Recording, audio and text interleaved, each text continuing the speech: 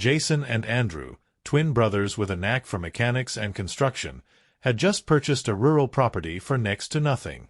The centerpiece was a huge, old barn, massive, but dangerously dilapidated, having been abandoned for over 50 years. Their plan was to restore the barn into a workshop and storage facility for their small vintage car repair business.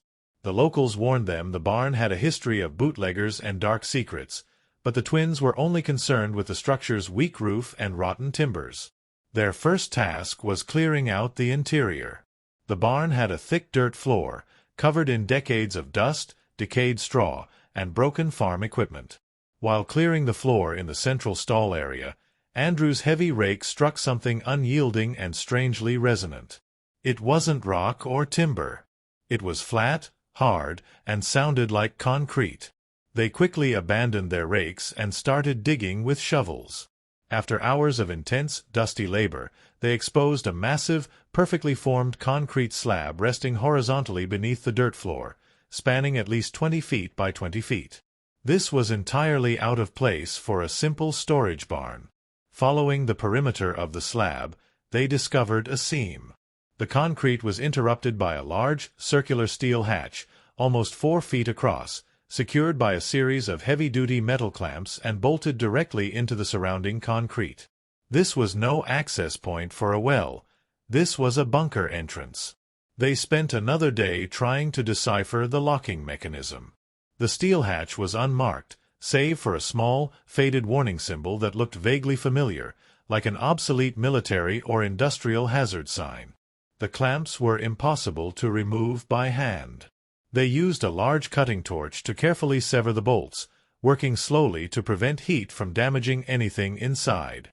Finally, with a loud, metallic groan, the heavy circular hatch could be pushed open.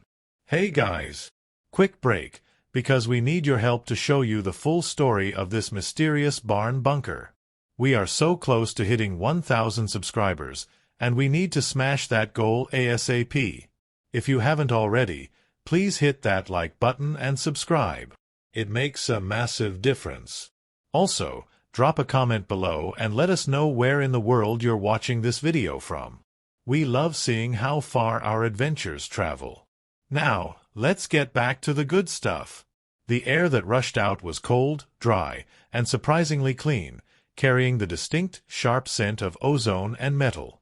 They shone their industrial lights down into the opening, revealing a set of sturdy steel rungs descending into a clean, steel-lined chamber.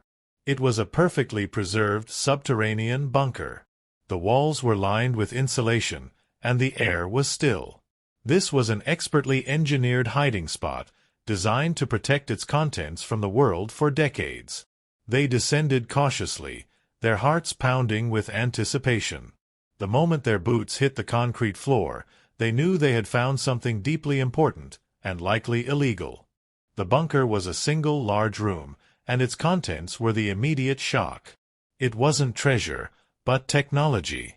The entire chamber was filled with specialized equipment, all neatly shelved, labeled, and impeccably preserved.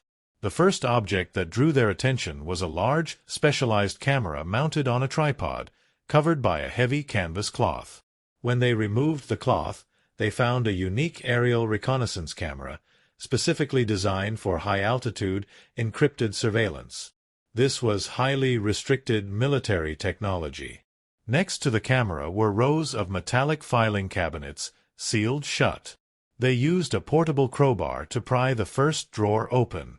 It was filled with hundreds of classified documents, all stamped with "Top Secret" and bearing the seal of a foreign intelligence agency, dating from the mid-1970s. The documents were technical specifications for weapon systems and flight patterns. The twins instantly understood the gravity of their discovery. This barn was a Cold War spy station. The final piece of evidence was the most incriminating. Tucked into a locked footlocker, they found a collection of heavy, unique currency, not US dollars, but obsolete Soviet-era rubles and a dozen gold bars, all stamped with foreign untraceable markings. The money confirmed the illicit nature of the operation, providing the logistical funds for the spy cell. The entire bunker was a time capsule of espionage. The twins knew they couldn't touch the gold or the documents. The penalty for possessing classified military information and foreign currency connected to espionage was severe. They quickly ascended, sealing the hatch as tightly as they could, and drove straight to the nearest major city to contact the authorities. They contacted the local police, who, upon hearing the details of military-grade equipment and foreign espionage documents, immediately referred the matter to the Federal Bureau of Investigation, FBI. The FBI's response was immediate and overwhelming. A team of federal agents, accompanied by military specialists, arrived at the barn within hours. The twins guided them to the concealed hatch. The scene was surreal. The peaceful, old farm property was suddenly crawling with federal agents in tactical gear. The specialists confirmed the equipment was a sophisticated, classified asset cache left behind by a foreign intelligence operative decades ago. The barn, which they thought was a dusty workshop, was actually a critical, forgotten piece of the Cold War puzzle. The possession of the equipment and the classified documents was undeniably illegal, placing the twins in the center of a national security event.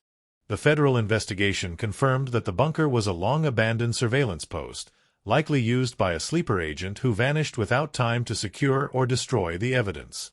The contents, specifically the specialized camera and the classified foreign documents, were priceless to the U.S. intelligence community, closing several cold cases related to information leaks from the 1970s. The gold bars and the foreign currency were confirmed as slush funds used to finance the spies' operations. The twins, Jason and Andrew, were cleared of any wrongdoing. Their honesty and immediate contact with the authorities were praised by the FBI director himself. While the federal agencies seized the classified equipment and documents, the twins were entitled to the civilian assets found, including the gold bars and the foreign currency, which were eventually laundered and converted to U.S. dollars. However, the major windfall came from the federal government itself. The FBI and the Department of Defense, recognizing the immense historical and intelligence value of the recovered assets and adhering to specific federal regulations regarding the recovery of intelligence materials on private property, awarded the twins a substantial reward. The final, negotiated payment for their crucial role in the recovery and cooperation totaled an astonishing $2.5 million USD. The illegal contents of the barn, the very things that could have put them in prison, actually made them millionaires.